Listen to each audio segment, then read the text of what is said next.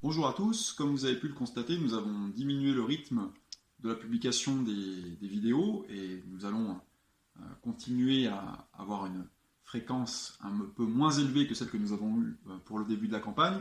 La raison en est simple, c'est que nous privilégions maintenant stratégiquement le travail de terrain. Nous allons rencontrer les gens, leur présenter notre projet, nos engagements directement dans la rue, en porte-à-porte. Mais voilà, aujourd'hui, un événement particulier, c'est que je suis passé donc, j'ai eu la chance de passer dans un débat sur France 3, alors qui a eu lieu relativement tard, hein, il était plus de minuit, donc un débat qui a eu lieu entre les 4 plus gros candidats de la 4e circonscription de la Savoie.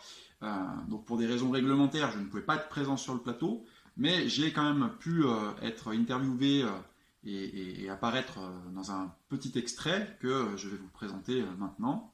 Le référendum d'initiative citoyenne, alors il nous manque ici autour de cette table d'ailleurs un de ses représentants, Alors qui est justement, candidat de ce parti-là. justement, je vous laisse terminer, mais il se trouve qu'Albin Guillot va prendre la parole. D'accord.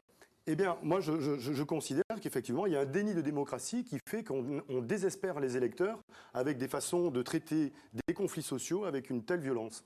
Alors je le rappelle, les invités de ce débat sont soumis aux règles de l'équité des temps de parole, des règles fixées par l'ARCOM. Voilà pourquoi tous les candidats ne peuvent pas être représentés sur ce plateau, ce qui ne nous empêche pas d'aller les voir. Vous parliez de ce candidat qui promeut le RIC, le référendum d'initiative citoyenne. Il s'appelle Albin Guillot. Il sera l'un de vos concurrents les 12 et 19 juin prochains. On l'a rencontré et il a une petite proposition à vous faire. On écoute donc Albin Guillot. Le référendum d'initiative citoyenne constituant, ou RIC constituant, une idée simple, 700 000 citoyens qui peuvent proposer une modification de la Constitution et la soumettre à référendum. C'est un outil démocratique fondamental qui est déjà présent dans 11 pays du monde et qui présente de nombreux avantages, dont celui de permettre de contrôler fermement ses élus hors période électorale. Plus de 70% des Français sont favorables au RIC constituant, alors que seulement 1% des députés le sont.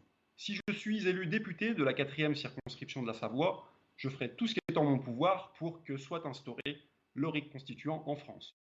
Donc ça, c'était ma petite intervention dans le débat d'hier, de cette nuit. Si vous êtes intéressé pour voir les réactions des candidats, des 4 candidats, vous pouvez regarder la partie de la vidéo concernée. On a mis le lien dans le descriptif, juste dessous. Alors, pour vous faire un résumé, parmi les 4 candidats présents, seul Jean-François Coulombe, le candidat de la Nouvelle Union populaire économique et sociale, s'est prononcé favorablement vis-à-vis du RIC constituant. Voilà, seulement le passé nous a montré qu'il ne suffit pas, comme ça, une fois de se déclarer favorable envers le RIC constituant. C'est pourquoi nous avons interrogé ce matin par email Jean-François Coulombe pour mieux connaître la nature de son positionnement et évaluer la crédibilité de ses engagements. Voilà, qu'est-ce qu'il sera prêt à faire s'il est élu pour le RIC constituant dans les 5 ans à venir. Si vous êtes intéressé, vous pouvez lire notre article à ce sujet que nous avons publié sur mon site de campagne. C'était tout pour aujourd'hui et je vous dis à bientôt.